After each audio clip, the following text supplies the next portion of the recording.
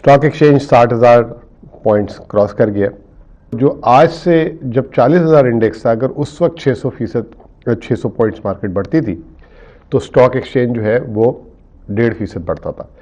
अब अगर 600 point market बढ़ती है तो स्टॉक एक्सचेंज 1% बढ़ेगा।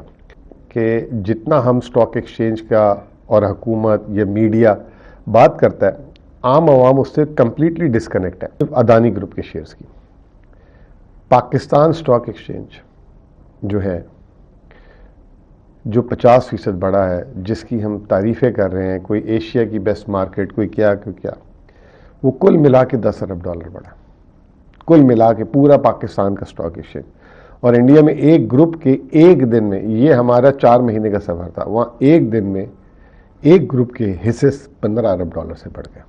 हालांकि अभी IMF की बोर्ड मीटिंग नहीं आई, ये एक सवालिया निशान है, बार बार मुझे तंग कर रहा है कि बोर्ड मीटिंग क्यों नहीं आ रही।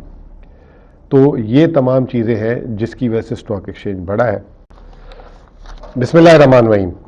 अच्छा जी, स्टॉक एक्सचेंज 60,000 पॉइंट्स क्रॉस कर गया। 60,000 आज एक टाइम पे 7,700-800 पॉइंट भी था, यानी 61,000 के करीब आ चुका है। याद रखिएगा कि अब 60,000 पॉइंट में 1% अगर स्टॉक एक्सचेंज बढ़ता है तो उसके लिए 600 पॉइंट दरकार है। तो जैसे जैसे इंडेक्स की वैल्यू बढ़ती जा रही है, तो जो आज से जब 40,000 इंडेक्स था, अगर उस वक्त 600 पॉइंट्स मार्केट बढ़ती थी तो स्टॉक एक्सचेंज जो है वो 1.5% बढ़ता था। अब अगर 600 पॉइंट मार्केट बढ़ती है तो स्टॉक एक्सचेंज 1% बढ़ेगा। तो जैसे जैसे इंडेक्स बढ़ेगा तो पॉइंट्स की अहमियत कम होती जाएगी, नंबर 1। नंबर 2, स्टॉक एक्सचेंज हमारी जो है तकरीबन 50% से ऊपर अब तो बढ़ चुकी है। अगर हम एग्जैक्टली देखें, जब IMF प्रोग्राम हुआ वहाँ से लेकर अब तक जो है काफ़ी हद तक स्टॉक एक्सचेंज बढ़ चुकी हुई है, तकरीबन 50% बढ़ चुकी हुई है। कल मैं एक दावत में था, हकीके में था। तो अब यूजुअली क्योंकि मैं मईशत पे बहुत 20 साल, तकरीबन 18-20 साल हो गए बात करता हूँ, तो कहीं जाऊँ तो लोग अमूमी तौर पे जो है महफिल में पकड़ लेते हैं, और ख़ास तौर पे बड़ी उम्र के लोग जो है मर्द हजरात, और वो पूछते हैं कि मईशत में क्या हो रहा है। एक मईशत का पूछते हैं, एक सियासत का पूछते हैं, एक PTI के बारे में पूछते हैं। बहरहाल ज़्यादा वो जो है मईशत के बारे में पूछते हैं और फिर PTI और खान साहब के बारे में भी पूछते हैं। तो कल लोगों ने कहा कि भाई क्या हो रहा है, क्या लग रहा है। तो मैंने उनको यूँ बोला कि स्टॉक एक्सचेंज के अलावा इस वक्त मुल्क में मेरे इस ख्याल से कोई चीज़ भी जो है नहीं चल रही। तो लोगों ने मेरी तरफ देखा और वो हैरान हुए कि स्टॉक एक्सचेंज में ऐसा क्या हो रहा है। तो मुझे महसूस हुआ थोड़ी देर के लिए कि जितना हम स्टॉक एक्सचेंज का और हुकूमत या मीडिया बात करता है, आम आवाम उससे कंप्लीटली डिस्कनेक्ट है, और आम आवाम को पता ही नहीं है कि स्टॉक एक्सचेंज में क्या हुआ है। तो मैंने बताया कि तकरीबन 50% बढ़ गई है स्टॉक एक्सचेंज, और मिसाल दी कि अगर किसी का 1 लाख रुपया स्टॉक एक्सचेंज में पड़ा हुआ था आज से 4-5-6 महीने पहले, तो वो 1.5 लाख हो गया। और अगर 5 लाख रुपए पड़े हुए थे तो 7.5 लाख हो गए, 1 करोड़ पड़े हुए थे तो 1.5 करोड़ हो गए। तो एकदम बहुत सारे लोगों के चेहरे पे मैंने एक हैरत देखी, और उनको बड़ा हैरत में जाते हुए देखा कि क्या ये पाकिस्तान की ही बात हो रही है। तो उससे मुझे अंदाज़ा हुआ कि कम्प्लीटली डिस्कनेक्ट। फिर वहाँ पे लोगों ने अपने अपने रोना धोना शुरू कर दिया। किसी का दुकानदारी है, किसी की कारखाने हैं, और उन्होंने बड़ी भयानक पिक्चर बताई। और कुछ बुज़ुर्ग हजरात थे तो वो महंगाई के बारे में जैसे कि वो सब बात करते हैं।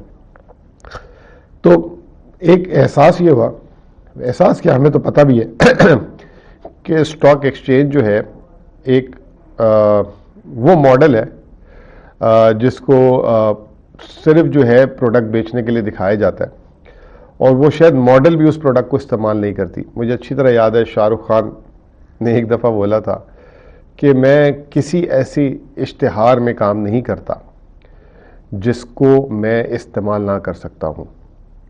तो मेरे लिए बहुत ज़रूरी है कि उसको मैं प्रोडक्ट को इस्तेमाल करता हूँ और मुझे पता हो।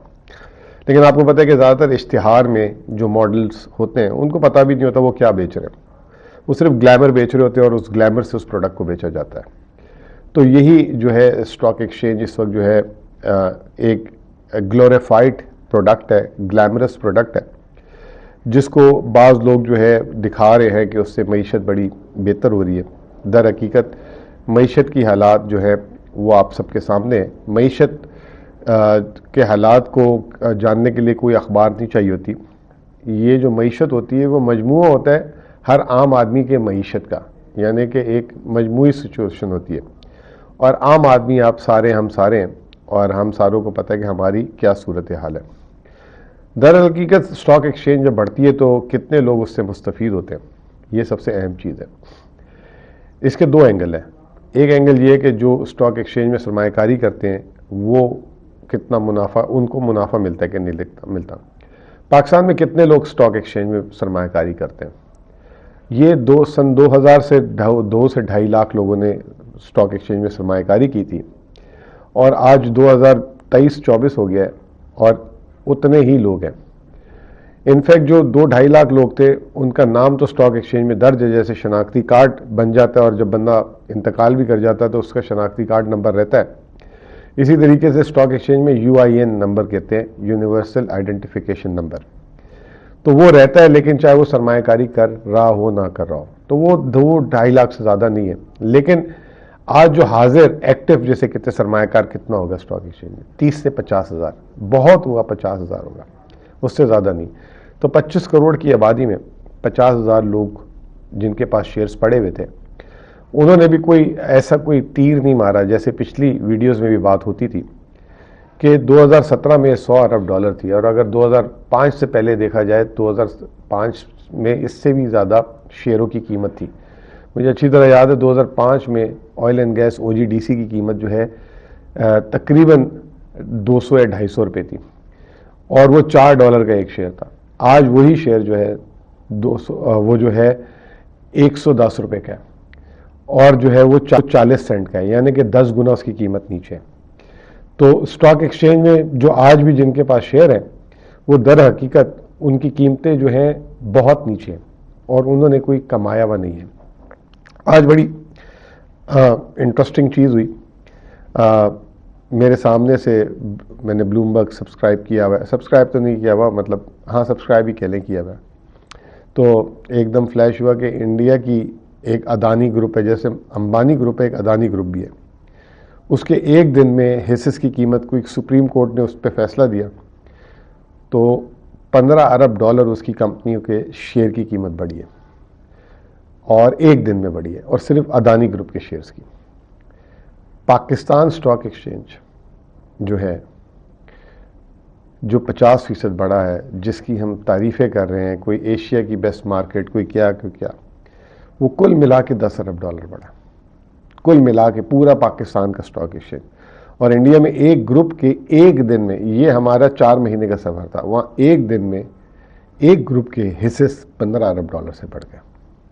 تو اس سے اندازہ لگائیں کہ ہم معاشی طور پہ اس وقت انڈیا کہاں کھڑا ہے اور ہم کہاں کھڑے ہیں، اور جس طریقے سے ان کی کرکٹ ہم سے آگے ہو گئی ہوئی ہے، معیشت کا تو کوئی حساب ہی نہیں ہے۔ تو پاکستان میں جیسے میں نے آپ کو بتایا کہ اس وقت کتنے لوگ مستفید ہو رہے ہوں گے اس سے، تو وہ ایک اندازہ ہے، تخمینہ ہے، 5,000 اور 50,000 لوگ ہوں گے۔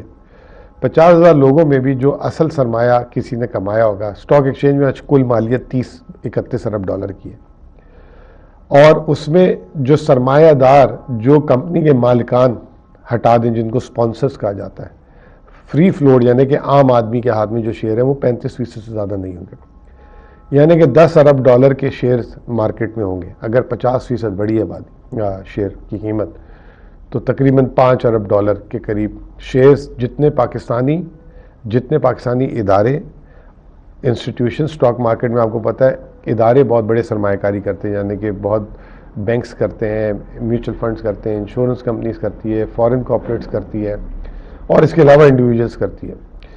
تو یہ ساروں نے ملا کے 5 ارب ڈالر اس کی مالیت بڑھی ہے، اور اگر آپ اس کو 25 کروڑ سے تقسیم کر لیں تو 5 ارب ڈالر کو 25 کروڑ سے اگر آپ تقسیم کر لیں تو فی کس $20، فی کس $20 کا مطلب ہوتا ہے تقریباً 6,000 روپے۔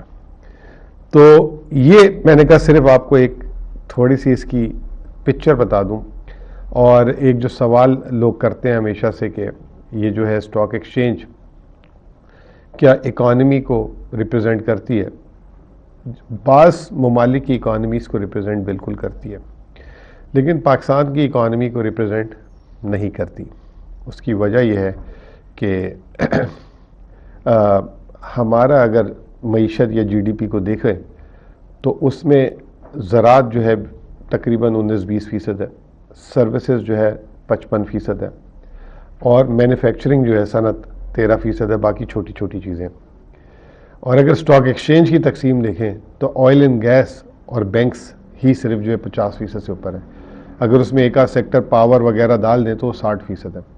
تو معیشت میں آئل اینڈ گیس اور بینکس جو ہیں وہ ان کے 3-4% سے زیادہ جگہ نہیں ہے، لیکن اسٹاک ایکسچینج میں وہ 50% سے زیادہ ڈومینیٹ کر رہی ہیں.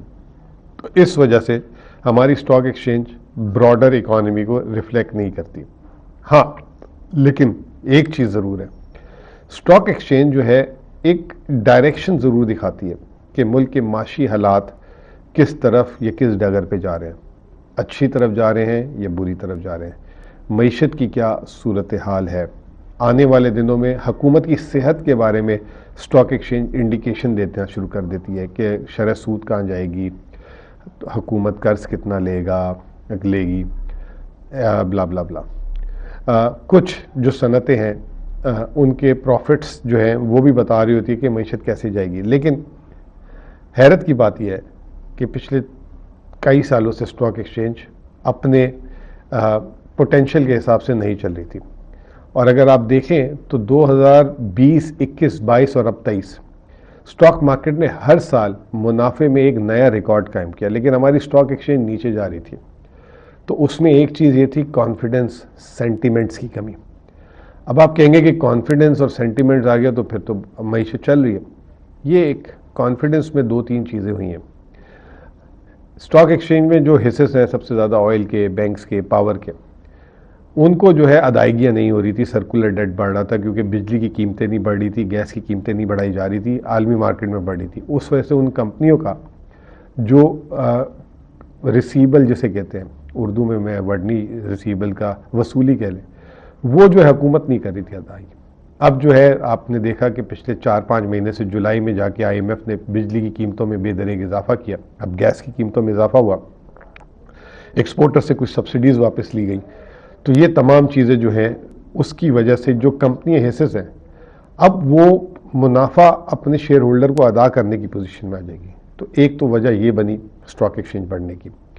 دوسری جو ملک میں ہماری انسرٹنٹی ہے سیاسی، اس کا ہم نے دیکھا کہ ایک نتیجہ سامنے آیا. اور جب 8 فروری کی الیکشن کی ڈیٹ آئی تو اسٹاک ایکسچینج ہم نے دیکھا نومبر کے مہینے میں خصوصی طور پہ ہر روز تقریباً بڑھی ہے. اور جو اسٹاک ایکسچینج ہے نومبر میں 16-17% سے زیادہ بڑھ چکی ہے. تو ایک یہ صورتحال. اور تیسرا IMF کا پچھلے 2 سالوں میں پہلی دفعہ ایسا ہوا کہ ٹائم پہ ریویو شروع ہوا اور ٹائم پہ ختم ہوا. حالانکہ ابھی IMF کی بورڈ میٹنگ نہیں آئی. یہ ایک سوالیہ نشان ہے، بار بار مجھے تنگ کر رہا ہے کہ بورڈ میٹنگ کیوں نہیں آ رہی. تو یہ تمام چیزیں ہیں جس کی وجہ سے اسٹاک ایکسچینج بڑھا ہے. معیشت اس وقت بہتر ہوگی جب عام آدمی کو مہنگائی سے اس کو چھٹکارا ملے گا اور اس کو روزگار کے مواقع ملیں گے. فی الحال تو معیشت میں بھی بہت سلو ڈاؤن نظر آ رہا ہے اور بالکل بے جان نظر آ رہی ہے. شرح سود ضرور کم ہوگا جو میں نے اپنی پہلی ویڈیوز میں بتایا. بہت بہت شکریہ.